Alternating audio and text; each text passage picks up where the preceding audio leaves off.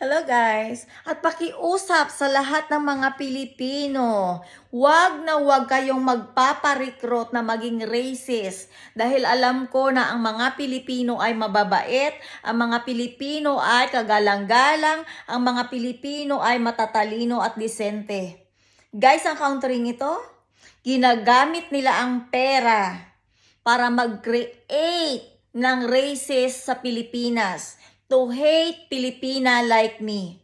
Kapag nilawakan nyo ang isip nyo guys, bakit ba nila kailangan siraan ang isang Pilipinang kagaya ko sa country nila? Hinuhold nila ako sa liig nila sa pamamagitan ng income na hindi ako magkaroon ng malaking income. Dahil ito lang ang kaya nilang ibigay sa akin. At ito lang ang nararapat sa akin. Pero sa totoo lang guys, sa totoo lang, nagki-create sila ng races all over the world. Recruiting about their own packing shit agency. Yes. You know, internet bullying, cybercrime. Yes, woman trafficking. You know what they are doing to me? It's a woman trafficking. And there's a law in Philippines that you cannot destroy Pilipina. One of Pilipina if they are follow the law. Yung ginagawa nila sa akin guys, labag sa batas ng Pilipinas. Kaya gusto ko na ang Pilipinas ay gumawa ng paraan at hakbang para maiuwi ako at ang anak ko sa Pilipinas na magkaroon kami ng katahimikan. Dahil marami silang drama sa buhay, guys. Nakesyo yung anak ko, kinuha ng celebrity, at nandoon sila ni Helena, at si Janine at si Helena ay nasa US, somewhere in somewhere in the, silent place that they can continue a nice life. Alam nyo ba kung bakit marami silang mudos sa buhay, guys? Para itanim sa utak ko, hindi dahil siraulo ako.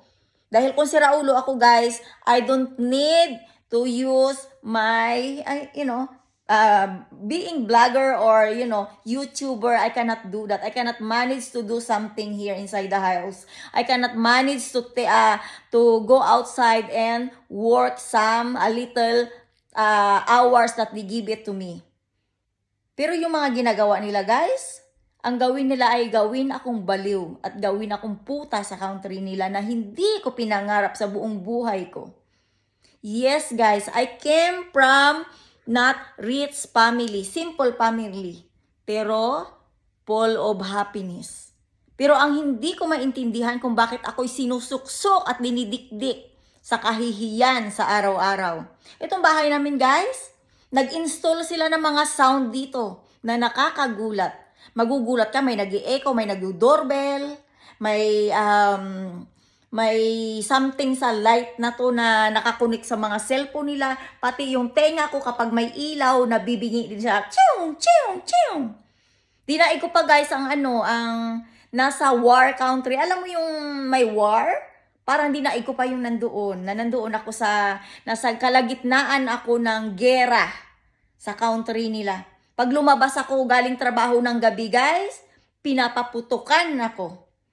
Dinaig ko pa, sa totoo lang guys, kung pwede ko lang hilahin ang anak ko. Kung ang Denmark guys ay malapit lang, kunwari kalibo lang to Santa Cruz, hihilahin ko ang anak ko to move in Santa Cruz to have a silent life. Pero ganito pala ang country na to, no? Guys, huwag kayong magpaparecruit ha. Tandaan nyo, huwag kayong magpaparecruit sa Pilipinas na ibili ang ganito ng malaking property dahil may pera sila. Alam nyo kung anong plano nila? Pasukin ang Pilipinas dahil mayaman ang Pilipinas. Alam nyo na. Pag sinabi kong mayaman yung nature natin ay mayaman. Pwedeng magmina ng ginto.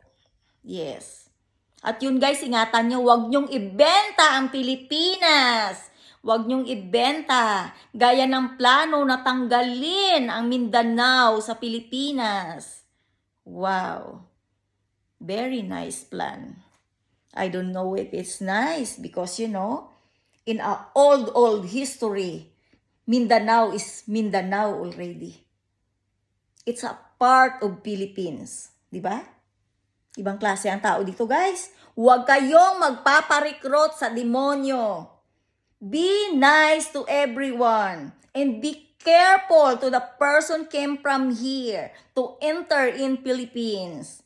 Because if they destroyed me, they can destroy all of you guys. In silent mood. Silent mood, perfect. Yun na guys, bye.